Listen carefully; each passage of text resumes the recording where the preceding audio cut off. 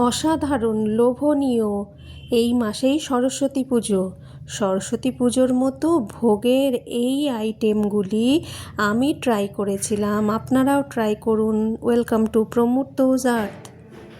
ঠান্ডাটা জাঁকিয়ে পড়েছে বলুন। ঠান্ডা এমনিতে খারাপ লাগে না, এই ঠান্ডায় খিচুড়ির নেশা যেন আমার কাটছেই না। আজ আবার নিয়ে চলে এলাম, এ মাসে সরস্বতী পুজো আসছে না, সেই ভোগের মতো খিচুড়ি, গোবিন্দভোগ চাল আর ডাল দিয়ে, মুগের ডাল দিয়ে। প্রথমেই গোবিন্দভোগ চালটাকে আমি ধুয়ে ভিজিয়ে রেখেছিলাম, আর এদিকে মুগ ডাল আমি এই যে আমার অল পারপাস অ্যালুমিনিয়ামের পাত্র, তাতে করে ভেজে নিচ্ছি। যখন লাল লাল করে ভাজা হয়ে যাবে, তারপরে আমি জল দিয়ে আগে ডালটাকে সিদ্ধ করে নেব। জলটা বুঝে দিতে হবে, এই খিচুড়িতে কিন্তু জল অনেকটা দিয়ে দেবেন না। গ্যাস কমিয়ে বাড়িয়ে সুন্দর করে ভেজে নিলাম যেন পুড়ে না যায়, তারপর জল ঢেলে দিলাম। আর চাল তো ধুয়ে ভিজিয়েই রেখেছিলাম, দেখুন প্রায় 1 ঘন্টা ভিজে থাকার ফলে চাল নরম হয়ে এসেছে। জলটা ফেলে দিলাম, দিয়ে এই চালটা ডাল যখন নখে করে কাটতে পারবো তখন দেব। কিছু শিম, কাঁচা লঙ্কা দিয়ে দিয়েছি, গাজর, বিনস, ফুলকপি এগুলো দিলেও ভালো লাগে। ফুলকপি আমি সাইডে সরিয়ে রেখেছি যেহেতু আমার হাজব্যান্ড খায় না।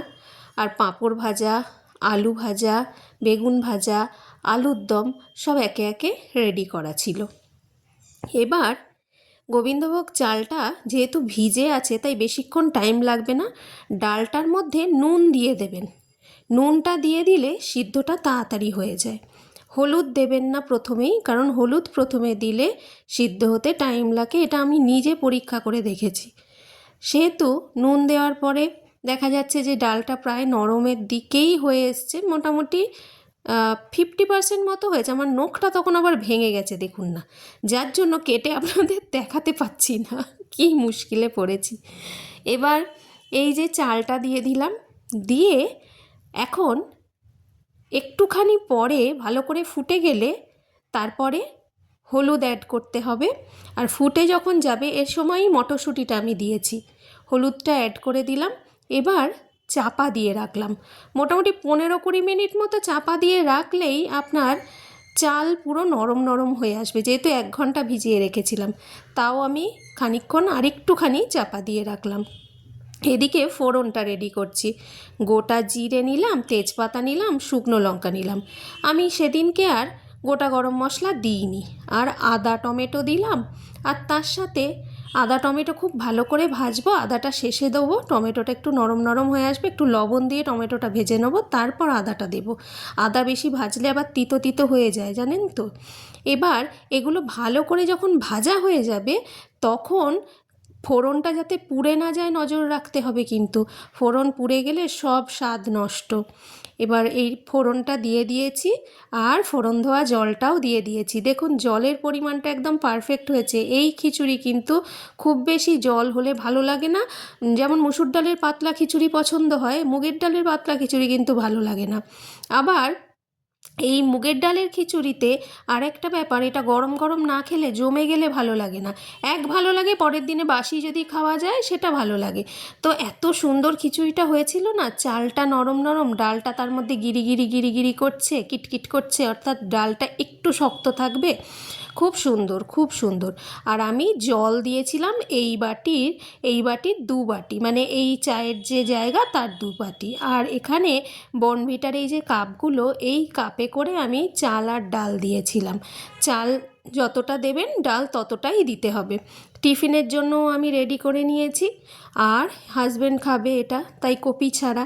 আর তারপর কপি দিয়ে নিয়েছি এর মধ্যে, কপিটা ভেজেই রেখেছিলাম, মিশিয়ে নিয়েছি। চাল আর ডালের পরিমাণ সমান হলে ভালোই, তবে আমি 2 কাপ চাল নিয়েছিলাম, 1.5 কাপ ডাল নিয়েছিলাম। আর চাইলে আপনারা 2 কাপ চাল 2 কাপ ডালও নিতে পারেন, আপনাদের প্রয়োজন মতো 1 কাপ চাল 1 কাপ ডালও নিতে পারেন। আর একটু ঘি মিশিয়ে নিলাম, ব্যাস রেডি আমার খিচুড়ি। আর দেখুন, আর পাতেও আর একটু ঘি দিয়ে দিয়েছি। আলু ভাজা, বেগুন ভাজা, আলুর দম এবং পাঁপড় ভাজা, তার সাথে টমেটোর চাটনি ছিল। এই সহযোগে সেদিনের খাবারটা যা জমে উঠেছিল না, দুর্দান্ত।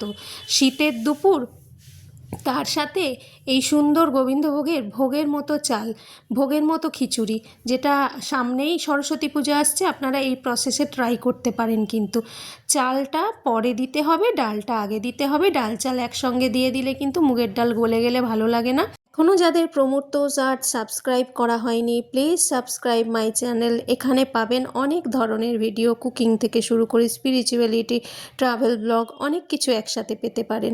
সবাই ভালো থাকবেন, দেখা হবে অন্য দিন অন্য আরেকটি ভিডিওতে। নমস্কার।